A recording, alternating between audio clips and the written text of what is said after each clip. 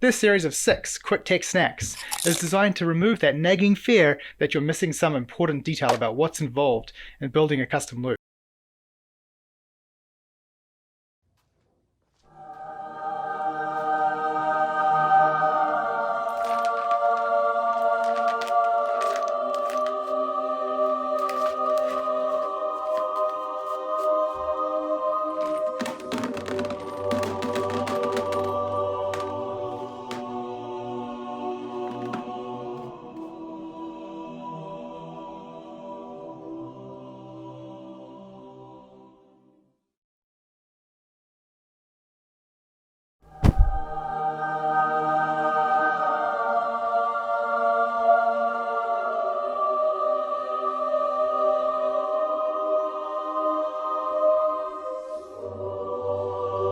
There are a ton of detailed guides out there on how to clean a custom loop, and wildly varying opinions about how often you should do it.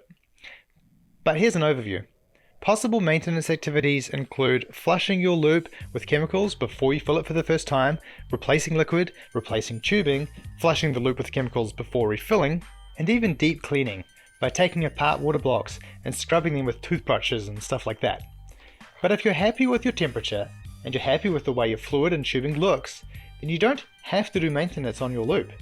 The possible exception is if you're worried about hidden corrosion, which could eventually cause a leak, but with quality components and anti-corrosive agent in your liquid, that's highly unlikely to occur in the lifetime of your PC.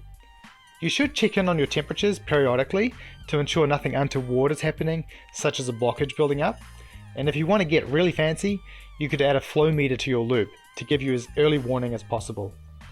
The better you clean your radiator, and the more flushing and prep you do on your loop before you fill it the first time, the longer you'll be able to go without maintenance. PrimoChill has a loop prep fluid, especially for this purpose. If there is some built up gunk in your loop, there are powerful loop cleaning chemicals which can enable you to do a deep clean without pulling anything apart, such as Mayhem's Blitz Cleaning Kit. I'll close out with some cooling loop gotchas. Safety. Make sure you check the safety advice on all chemicals and wear gloves and goggles. There are some potent acids, etc. in some of these cleaning fluids. Leak testing. Get a leak testing kit and use it before you fill your loop with liquid or install it in a case. It can save you a lot of pain. Heat saturation. Testing your temperatures will be a little bit different with your water-cooled PC. You need to run your stress test for long enough to saturate all the liquid in your system with heat before your upper temperatures will be found. It may take even like half an hour in some cases for your maximum temperature to be reached. Fluid temperature. Some fluid, tubes, pumps and things have maximum safe operating temperatures.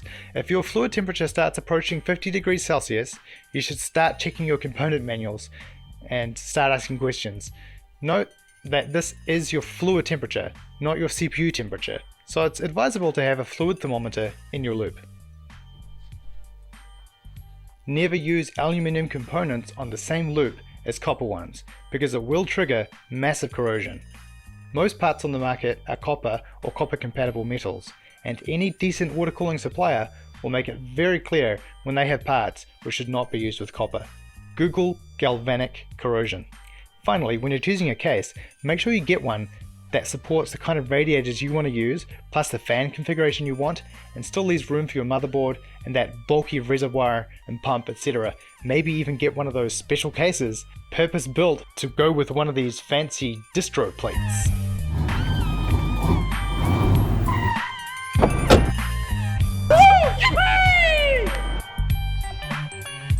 You might be thinking, okay, but where do I start? What order should I do things in to succeed at building my custom loop? Well, I've taken it upon myself to write you your to-do list for building your loop, which you'll find in the description below.